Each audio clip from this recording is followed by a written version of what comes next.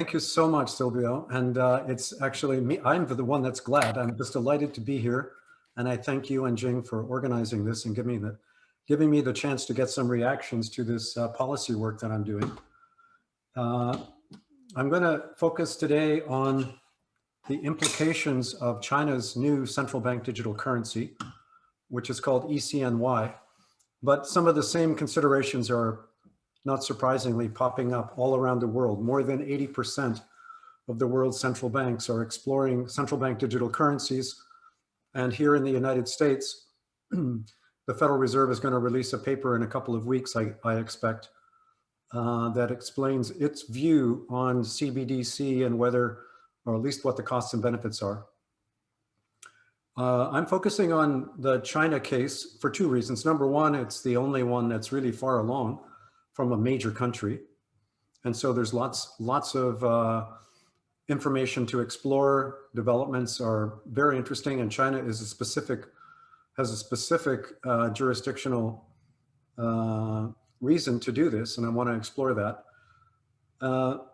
The other reason I'm focusing on China is that I am working with a very large policy group populated by top experts from economics, computer science, national security, China experts, geopolitical experts, former undersecretaries of the Treasury, former National Security Council members. It's an amazing group hosted by the Hoover Institution at Stanford University. I'm co-directing this with Dr. Elizabeth Economy, who is a China expert. And we are deep in the exploration of what China is trying to do and what the implications are internationally. So I'm going to share some slides and walk through first, what is this central bank digital currency compared to conventional payments? And then what does it mean for internationally for the rest of the world? Now let's see if this works. Jing, can you tell me whether my slides are showing okay? It's perfect. Yeah, perfect. That's good. Okay, so here we go. And here are your prototypical protagonists in a payment situation, Alice and Bob, but in this case, they are in China. And Alice needs to pay Bob 80 renminbi for some pastries at the bakery. And now the question is, how is she going to pay? And let's first review the conventional method that's used for, well, except for paper currency, this is 99.99% of payments globally. Alice somehow sends a message to her bank, whether by a paper check or a credit card tap or a smartphone tap or by some other means. And then Alice's bank takes 80 renminbi out of Alice's account, sends it through the payment rails, which are complicated. I'll get to that. The money will eventually arrive at Bob's account. But even if it arrives somewhat later, a couple of days later, Bob will instantly get a message saying that Alice's bank is going to process a payment, so you might as well go ahead and give Alice the pastries that she likes. Okay, so that's traditional. And I'm not going to go through the details on this slide, but I know you payment experts out there will interpret this as, yeah, there's a lot of stuff going on the bank payment rails. There's a point of sale terminal that has to get a cryptogram from Alice's phone, has to send it along to a merchant acquirer processor, which creates another cryptogram that goes to the credit card companies, which send an encrypted number to Alice's bank, which says, okay, go ahead, process the payments, goes back through, and eventually the merchant acquirer processor gets the money to Bob, although it may be a day or two later. And by the way, this is a very expensive process, especially for Bob.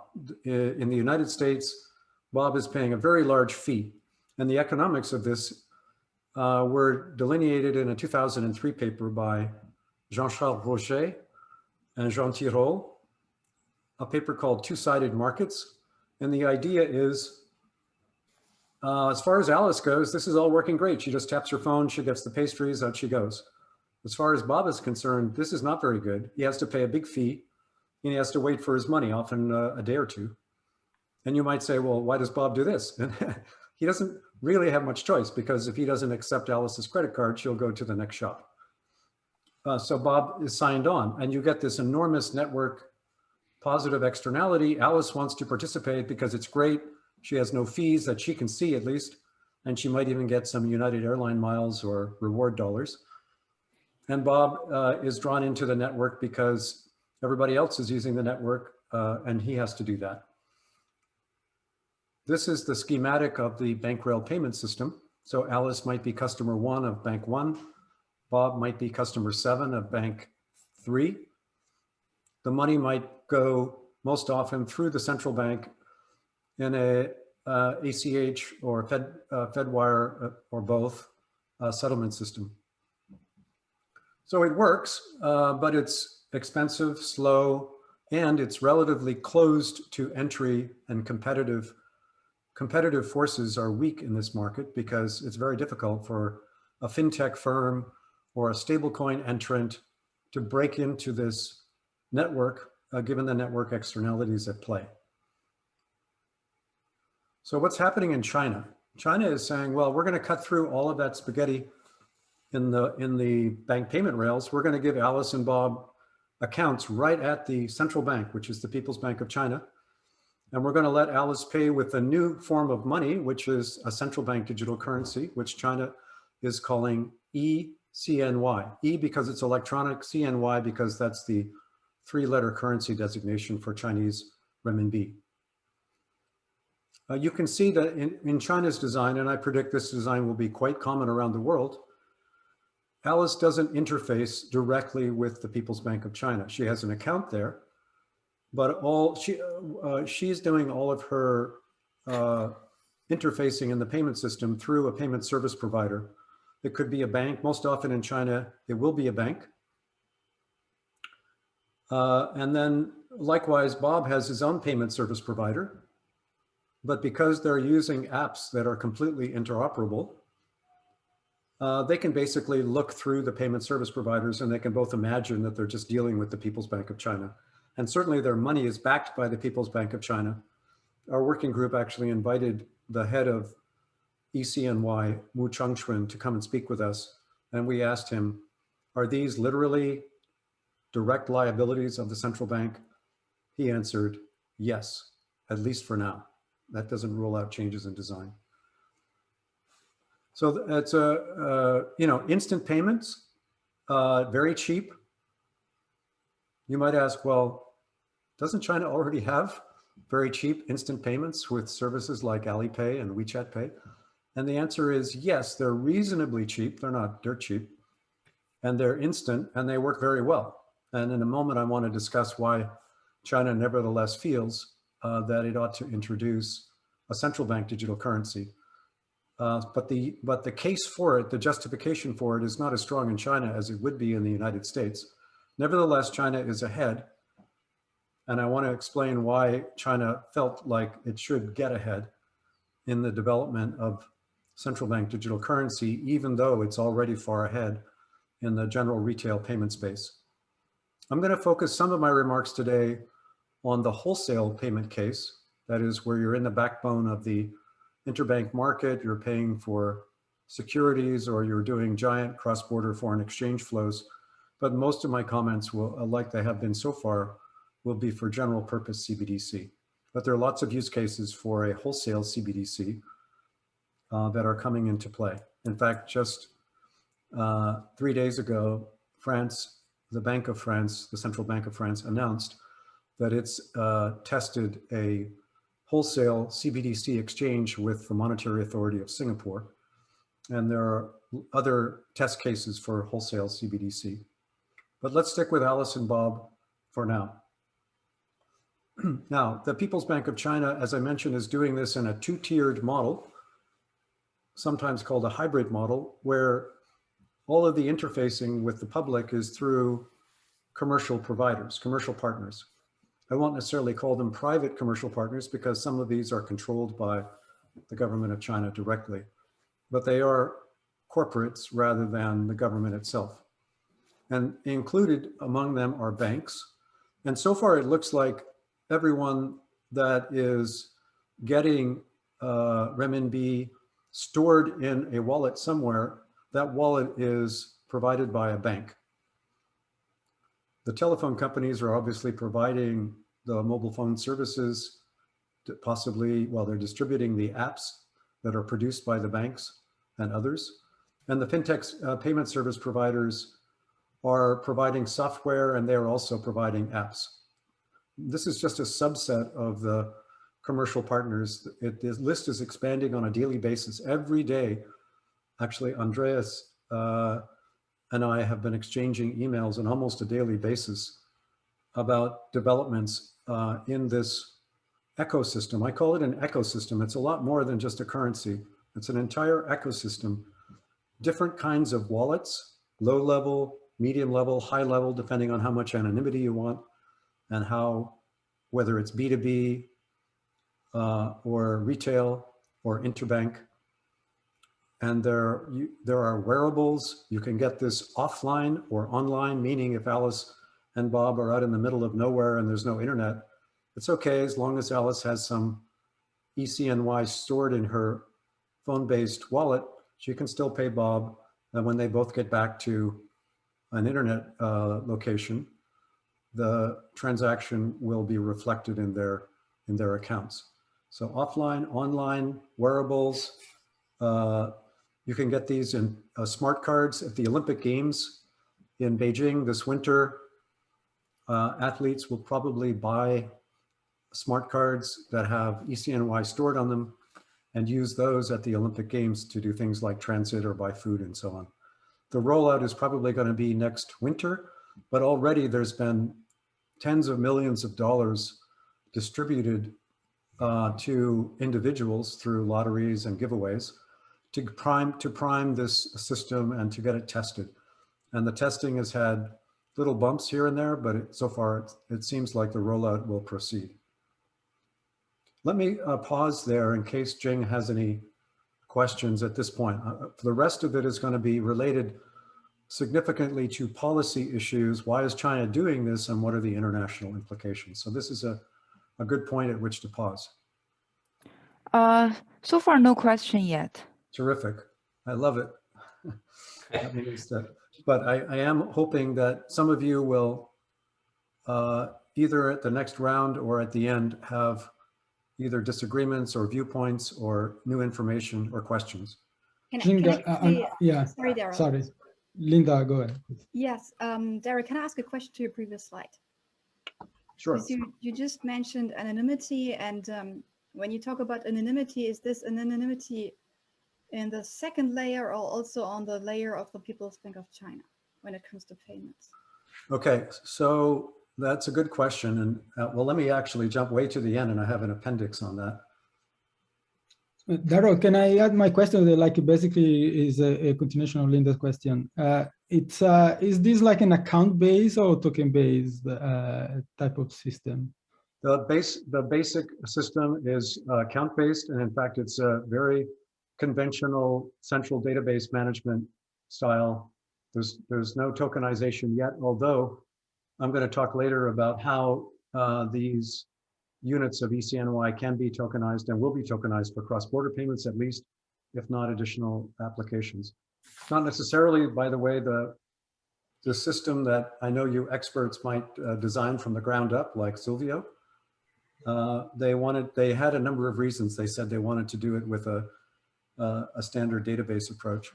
Answering Linda's question, well, I'm not going to go through this diagram, but basically Alice's data is kept over here at her bank, and they have a complete ledger of all the transactions that she and all of the other bank customers are doing through that particular bank. That might be the ICBC bank, for example. But all of that data is mirrored at the PBOC so that the PBOC collects the data from all of the payment service providers. Now, going back to where I was, what this means is that Alice has a limited degree of anonymity in some respects from her bank. but a significant degree of anonymity with respect to Bob and his bank and all the other banks. The People's Bank of China doesn't necessarily have very much information about Alice, though. When they do their KYC check, they're relying on Alice's bank, and all they need from Alice might be just a phone number for a small wallet type. So the smallest wallets types, they only need a phone number. They don't even need the ID that goes with the phone number. Of course, if something goes wrong, they might try to find out who's got that phone number. But for small amounts, you just need a phone number, and anonymity is at least said by the People's Bank of China to be highly protected for small users. Of course, if they need to do anti-money laundering and other important checks on legality of payments, they will collect more information for larger wallets. And then many commenters have said, but yeah, they want all the information for other reasons, for socio-political reasons related to the fact that it's China after all, and the government of China and the Chinese Communist Party are anxious to know a lot of information about everybody and what they're doing. I'm not an expert on that, but it's been highly discussed among commenters as to whether there's additional anonymity concerns that are not just related to checking the legality of payments. Linda, is that okay for now at least? Thank you. Yes. Yep, good. So one of the reasons that China is doing this is financial inclusion. This is from the World Bank Findex database for financial inclusion. The height of these bars represent in total the fraction of the population with bank accounts, which is reasonably high in China, but there's on the order of a few 100 million people that are not there yet. And then the blue part of the bars is the fraction that are making digital payments. That's very high in China relative to emerging market and semi-developed market economies. And the reason for that is Alipay and WeChat Pay, which already provide services for about 800 million Chinese consumers, more than 800 million. Alipay alone is 800 million. And there's very high penetration. It's said that in the largest cities, 95% of retail payments are being made now through Alipay or WeChat Pay. And so this goes back to my question, well, why does China need a central bank digital currency? They already have a high degree of penetration of digital payments. Well, there are, again, hundreds of millions of people without access. They need to have mobile phones, though, if they're going to get access, or they need to get smart cards or something else. That's not a trivial problem, and that would be the case in the US, too. India, by the way, is zooming up on digital payments since this chart was prepared by the World Bank, because they now have UPI and Aadhaar, and that means that the penetration of digital payments in India is growing by leaps and bounds. And that's another way to kill this problem of financial inclusion, is to take the fast payment system and national ID system to process digital payments through a very large fraction of the population, very inexpensively and quickly. I think other countries might explore this approach rather than developing a central bank digital currency, or they could use their fast payment system and democratize it to a central bank digital currency just by giving everybody an account on their fast payment system. That's the kind of low overhead version of CBDC. Vietnam is a very interesting case. That's kind of like one of these countries that could leapfrog everything and go to the latest technology, because they have very low penetration of bank accounts and digital payments. And it's a country that's on the rise in terms of its economy and entrepreneurship. So I expect big movement in Vietnam in the next few years. If I was starting a new business in payments and I could speak Vietnamese, I would go to Vietnam and try it there. So let me talk about some of the motives that China may have. Well, when China first started developing its digital currency, which is about 6 years ago, the first records of what they talked about as a motive was deflecting undesired cryptocurrencies like Bitcoin, and at that point, and then later on Libra, which has now changed its name to Diem. And that remains a strong motive for China. And you may have seen just recently that China has banned Bitcoin, although some have told me that the ban is not really intended to be a total ban, and they want to allow some Bitcoin investments and production. But they were very worried about these coins because they allowed illegal payments, payments that were difficult for the authorities to follow, which could be important for both AML and for socio-political reasons. And they also make it harder to control cross-border flows, because if you're paying Bitcoin to someone else in the world, China's capital controls will be difficult to apply when the transaction is being done on the blockchain. You might be able to audit it afterwards, but it's going to be hard to control those flows. So that was one of the first motives for China. I would say the second most important motive, in my personal view, is the concern by the Chinese authorities of the increasing power in the economy of China's large tech firms. Firms like Ant Group, Tencent. Recently, you may have heard about Didi, which has a control of a lot of data. And China has been clamping down on these firms really, really hard in the last few months. And there are some famous cases of that. I won't dwell on that now because it's a subject in and of itself that's very, very interesting. China has said that it's doing that for a number of reasons. They want to protect privacy of data. They don't want to allow too much market power, so this is an antitrust move. They want to ensure safety and soundness of their payments, and putting a lot of emphasis on one or two large payment firms strikes the Chinese authority as not financially safe, and so on. But there are potential ulterior motives like, well, it's state-directed capitalism, and if these companies are not as state-directed as China would like, then China needs to cut them down to size. That's a possibility.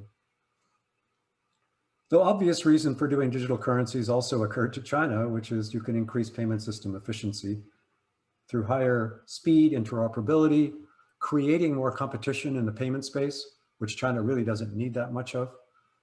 And also all of the applications that you DLT and blockchain experts are aware of, and that become possible if you tokenize your digital currency. You can do programmable payments even without tokenized digital currencies, and China has been doing that.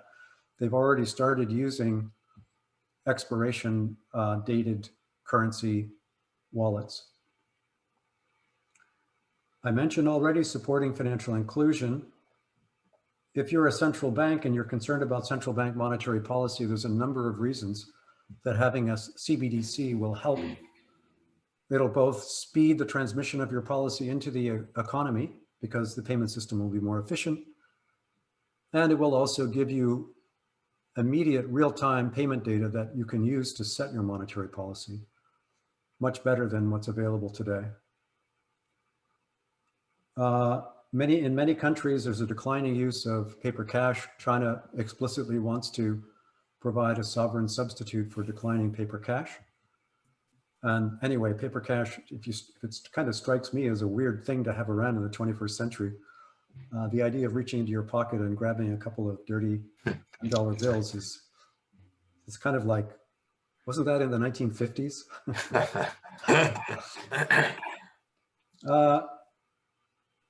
If the government wants to pass out a lot of money to the population in a hurry, it's hard to imagine a more efficient way to do that than giving the money to the central bank and just giving every wallet account 1,000 renminbi.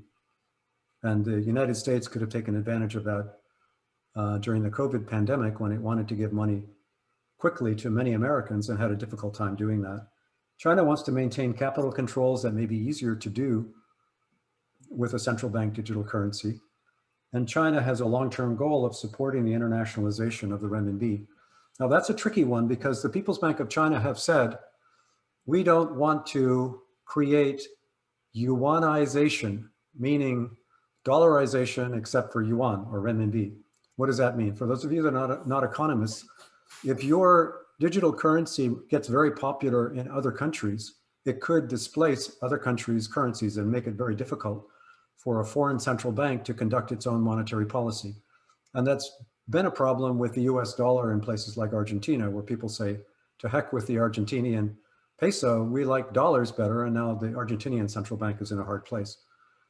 That comes and goes, but now with digital currencies, it comes with a lot more force because there's limited cross-border things you can do unless you make safeguards. And the PBC has said, People's Bank of China has said, we're not supporting yuanization of ECNY. We don't want it to be used within the payment system of other economies. Nevertheless, China does want the renminbi to be used more internationally, and the ECNY sure helps. Some have said, will it displace the dollar? Not as, in my view, it will not displace the dollar as the world's most important currency for a long time, and it won't be because of ECNY. It will be because China eventually opens its borders to capital flows, it establishes rule of law, and it develops a deep and liquid international global bond market. All of those are kind of necessary conditions for China's currency to become nearly as heavily used as the US dollar. But ECNY is definitely an incremental push in that direction. Can I ask another question, Darrell? Yes, this is a good point, in fact, because I'm moving to cross-border payments. Yeah, so will the use of the Chinese CBDC, will this be obligatory? Because, I mean, the maintenance of capital controls, if I anticipate that the payments are controlled, then of course I would not use the Chinese CBDC to, you know. Yeah, but I would use a different means of payment. Yes, so if China, the idea is if you have the CBDC and it becomes very common to use that, then it'll be more convenient to use the CBDC rather than say Bitcoin, which if there's not much Bitcoin floating around domestically, then making a cross-border payment in Bitcoin will become more difficult. And so if you displace Bitcoin and replace it with CBDC, you can control cross-border capital flows. You can limit them in the way that you like. And you can also block cross-border transfers of CBDCs if you like. So it gives more control to the Chinese authorities. I agree with that, but exactly because of that, because I'm anticipating that it will be difficult to get my money cross-border with a CBDC, I would not even use it. I would not use a Chinese CBDC to get my money out of the country. So, which means that, to me, the question is, I mean, the only way they can control all kinds of payments is to make the use of the Chinese CBDC obligatory. Okay. Well, let me interject for a second. Linda, you're speaking, I'm Chinese and I want to do cross-border with the CBDC. That's what I don't understand. Who is the person that wants to do the cross-border? Me, the Chinese that live in China? That's what I'm trying to understand. Yeah, so that's if I can use the Chinese CBDC for cross-border payments, then it's okay. So, well, I think let me rephrase. I think it's Linda. Yes. Yeah. Let me rephrase your question, which is, if China could get everybody to use the CBDC and nothing else, then it would have no concerns about cross-border payments because it could stop them at will. Is that the idea of your question? yes, exactly. Yeah, and yes, and that's an advantage. And the question is, will China make it obligatory? No, I don't think it will make it obligatory, but if it can reduce the use of other electronic currencies enough, then it just gets increasingly difficult to avoid these controls. I have another question, Darrell. Yes, Jane. Earlier, you said that the cost of using Alipay and WeChat Pay are low, but are not that low. And that was one of the considerations for doing the ECNY. Is that part of the motivation as well? Well, they could have regulated, it's about 60 basis points, by the way, to make a Alipay or WeChat Pay payment, which is a lot, but in the credit cards are about $2.30, including the interchange fees. So yeah, it's low, but not that low. And China could have just said, in fact, they are saying increasingly, we want to reduce your market power. We're going to clamp down on your fees. They could have just said the limit on this is 20 basis points. And in fact, Europe did exactly that. They didn't need a CBDC to lower the cost of payments. So I don't think it's a primary motivation for introducing a CBDC. But I think all of the other considerations that I mentioned are reason enough. And I don't doubt that China had value to offering a CBDC. But I don't think just lowering the cost of fast payments was enough of a reason on its own. Thanks. let me turn to cross-border payments in the last few minutes. So far, we've talked about use of, except for question and answer, we've talked about use of ECNY domestically. But let's suppose Alice, being customer 1 of Bank 1 in China, wants to pay Bob, who's customer 2 of Bank 6 in, I don't know, Brazil. Currently, what Alice would do is use the correspondent banking system. She would ask her bank to process the payment. Her bank would find another bank, Bank 3, with a relationship with a bank in Brazil. That would be Bank 4. Bank 4 in Brazil would eventually get the money to Bob in the form of Brazilian reais. That is extremely expensive.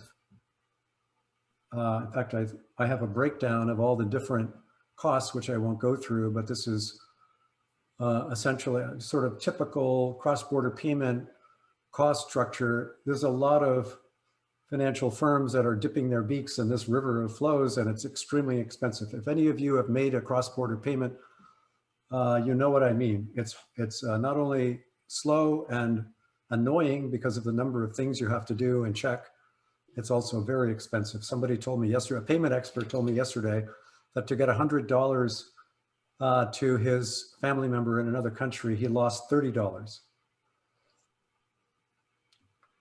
What about just doing this with direct payments of ECNY? Well, in the case of Hong Kong, I actually think that's likely to happen. I think there will be payments. In fact, we already have more updates on the use of ECNY within Hong Kong.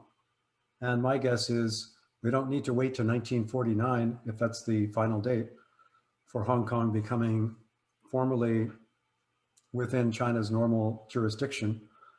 Payments of ECNY within Hong Kong will become commonplace pretty soon.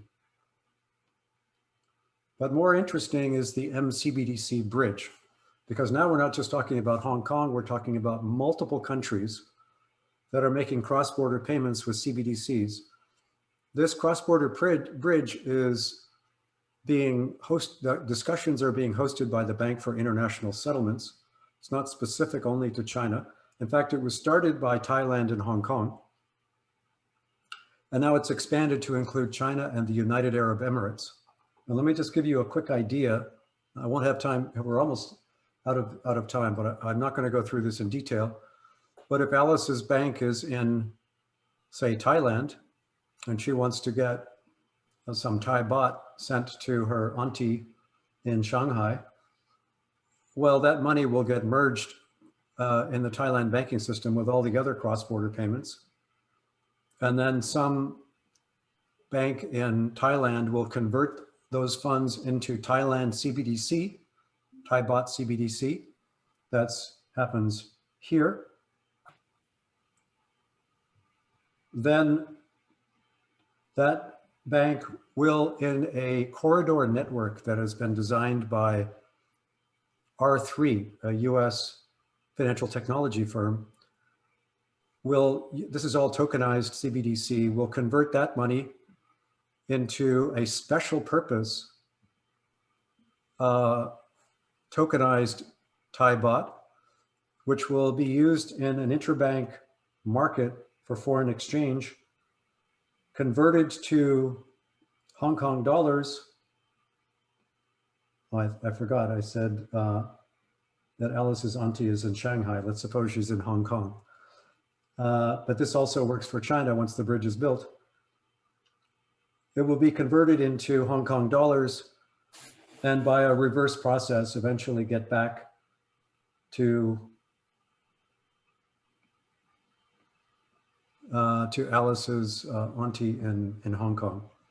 So this corridor network is a basically a software, blockchain-based software developed by R3 for doing cross-border exchanges of CBDCs in a special tokenized form. These CBDCs within the corridor are only usable within that corridor. So this means that, when China's ECNY starts to be used for cross-border payments, the actual CBDC from China will not end up in another country. It will be used in a cross-border payment infrastructure corridor for conversion. It's a special market with market infrastructure. Well, that's the end of my prepared remarks. It kind of gives you an idea of what China is doing with its central bank digital currency, where it is right now, all the potential applications, not all of them, but some of them, and some of the motivations.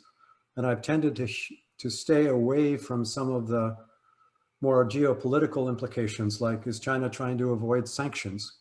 Because many have said, well, once it has a ability to make cross-border payments in CBDC, it's not a hostage to the correspondent banking system. And when the US imposes a sanction, maybe China can get around it more easily. And China has just recently passed legislation that very strongly attempts to block international sanctions that might be imposed by other countries like the United States. And China is adamant that it will not be subjected to foreign sanctions. That's a huge topic in the national security community these days. It's not my specialty though. Okay, so Silvio, Jing, let's spend the remaining few minutes just talking. Yes. Andreas asked a question here. What would be the impact of this EP to RMB's internationalization, SWIFT, and CBDC standardization? So Okay. a very long question. It's going to take another 14 minutes, obviously. So by RMB internationalization, also the capital controls, right? Because slowly we've seen progress in that aspect. SWIFT is what you just talked and you try to avoid because, as you said, it's a big topic. And CBDC standardization is like something that concerns everybody, right? Yeah, well, let's talk about those. First, I think China wants to be a leader in standardization of cross-border uses of CBDCs.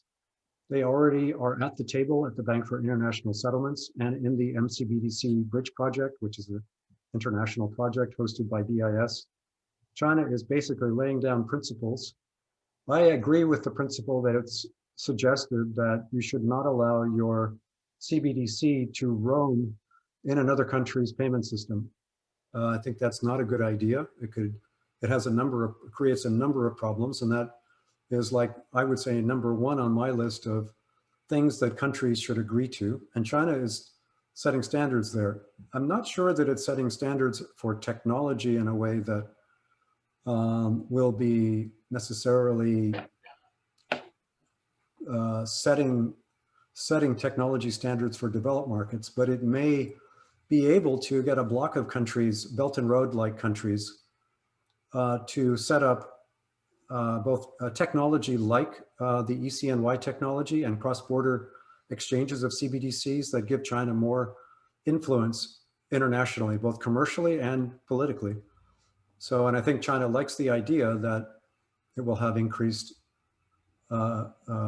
influence. It's a foreign policy objective as well as a commercial objective of China, in the same way that it wants to provide telecom services or railway services internationally. Why would it not want to provide digital currency services, even if it doesn't allow ECNY to circulate within a foreign payment system? That's a different issue.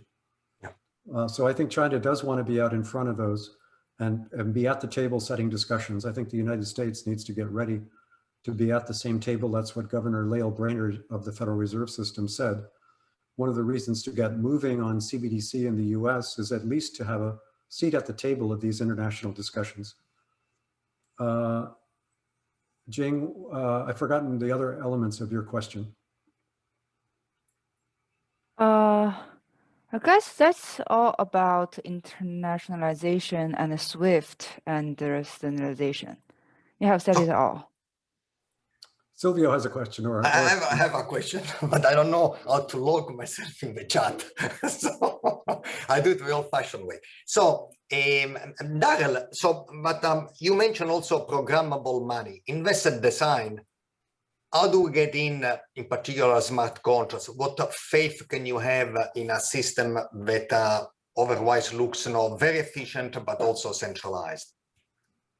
Yeah, well, I think you're the expert on that, Silvio. I have only limited knowledge of the technology limits of China's approach to technology here, which is a database management approach rather than a blockchain-based approach.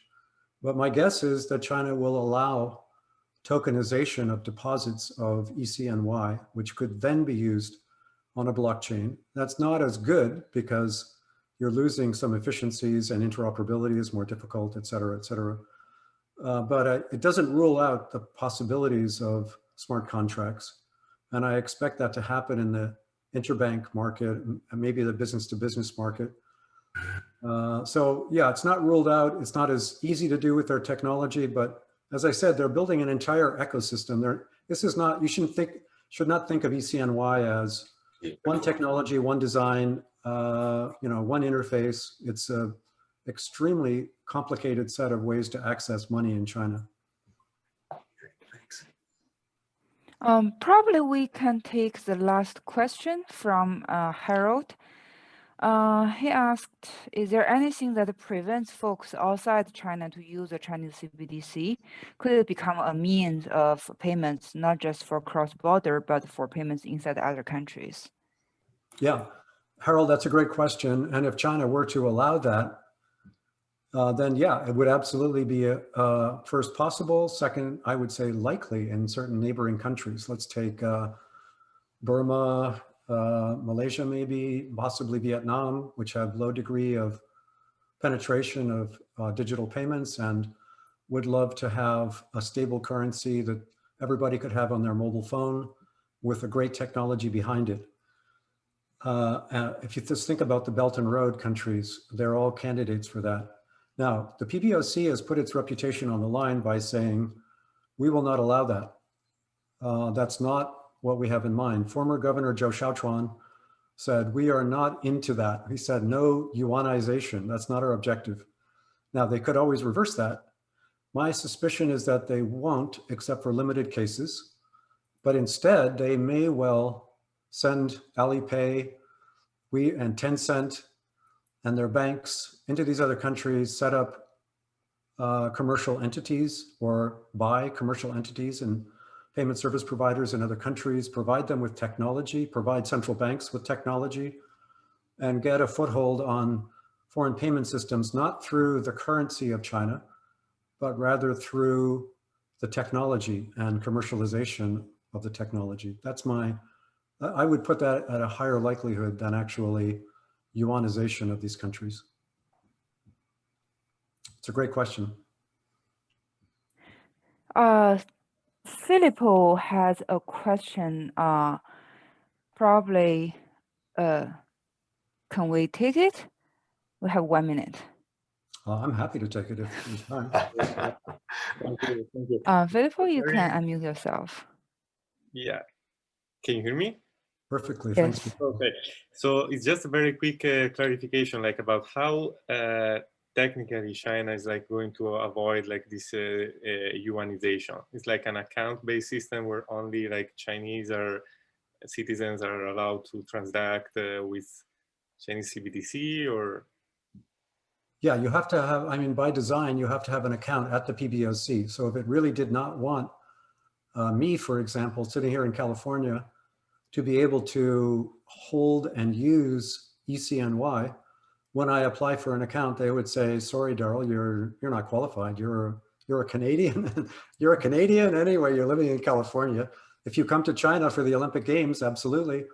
But probably we won't let you keep your app alive after you go back home, because we have suggested that other than limited cases, we're not going to allow foreigners to use ECNY in their own payment systems. Now, again, that's the stated intent. Will it happen? I don't know, but it goes to Harold's question. I think it's pretty easy to control it. If China doesn't want it to happen, they could also use programmable based expiration of your wallet money as soon as you start touching foreign point of sales or banking. There's lots of ways to control it if they want to control it.